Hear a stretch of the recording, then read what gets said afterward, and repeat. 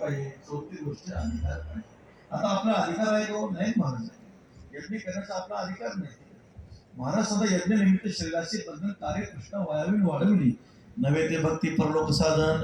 विषयाने बंधन केले तुझं, आशा धरून फळाची तीर्थीव्रती मुक्ती कायची. तुका म्हणे शिवाया शरण वजता पंढरीराया.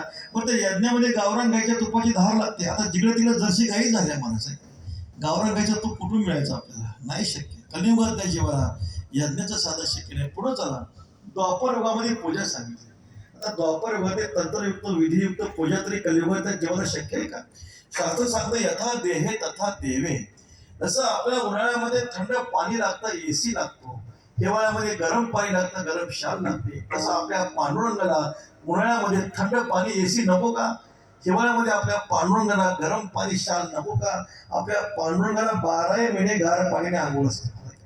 एकदा स्नान करून देवाला देवपाठावर बसवलं की दुसऱ्या दिवशी त्या रवळामध्ये जायचं. तिथं मुंगळे साखर ठेवली असते, ती सगळे मुंगळे देवाच्या अंगावर प्रदर्शना करत असतात. असा हा आपल्या देवपूजेचा प्रकार आहे. पण जसं शांती ब्रह्म एकनाथ महाराजांनी पूजा केली आहे, पूजा विश्वानुराग येथे पारशर्य हा, तशी आपण पूजा केली पाहिजे. नाथ महाराजांच्या पूजेचं काय भाग्य आहे महाराज. स्वकरे चंदन घासे कावडीने पाणी भरितो. प्रत्यक्ष पांडुरंग परमात्मा चंदन घासतात. चंदन घासणं सोपं नाही म्हणून, गणगोळी उगवणं सोपं आहे, चंदन घासणं सोपं नाही. घाम आल्याशिवाय राहत नाही. देवाच्या अंगाला घाम यायचं. नाथ महाराजांनी काय करावं, उपरणं काढावा, सगळा घाम पुसावा.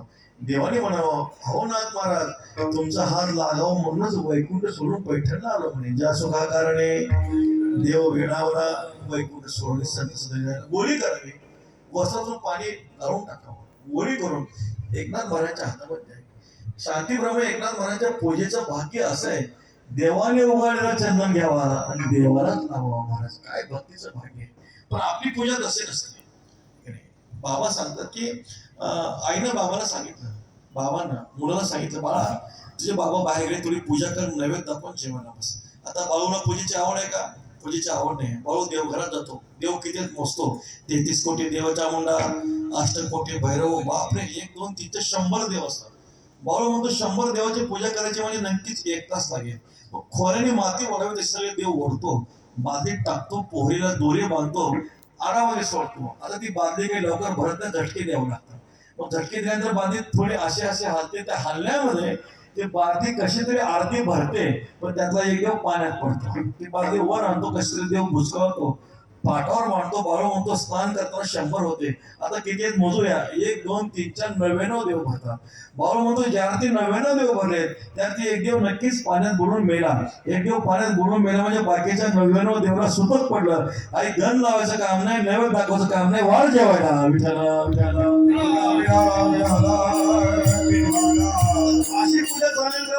अशी पूजा चालणार नाही. तशी शांती ब्रह्म एकनाथ महाराजांनी पूजा केली.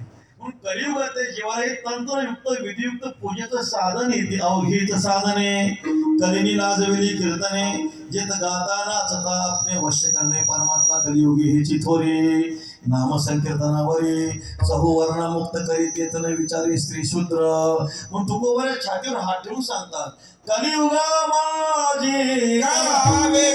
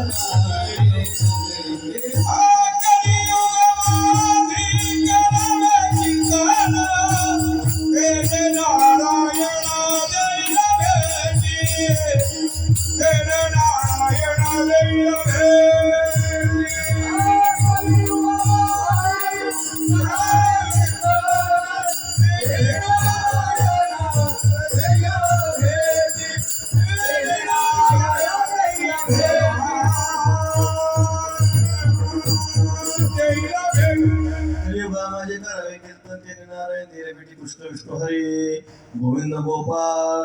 मार्ग हा प्राण्य वैकुंठीचा सगळ्यांशी येते. हरे अधिकार कलियुगी उद्धार. हरीच्या नामे परमात्म्याच्या नामासाठी सर्वांचा अधिकार आहे. सर्व सेवे असं साधन कोणतं असेल तर परमात्म्याचं नामचिंतन. महाराज सांगतात कोणीतरी काही केले आचरणे, मजे कीर्तने विनंती.